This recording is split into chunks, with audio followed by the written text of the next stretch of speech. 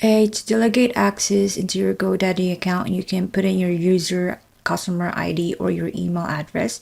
If you don't know your password, just click on the forgot password and there will be an email notification for you to reset the password. So yeah, go back to the sign in, click the sign in button, and then I need to use my oath in here. 675344.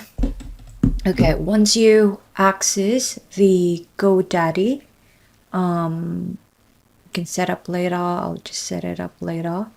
You go into this one, just click on this one, and then go to click the avatar on the top right corner, click on the account settings, and then go into the delegate access, and people who can access my account. Put in the name and then the email address and then pick the level of the access and then hit invite, and that person should receive an email from GoDaddy to access your account.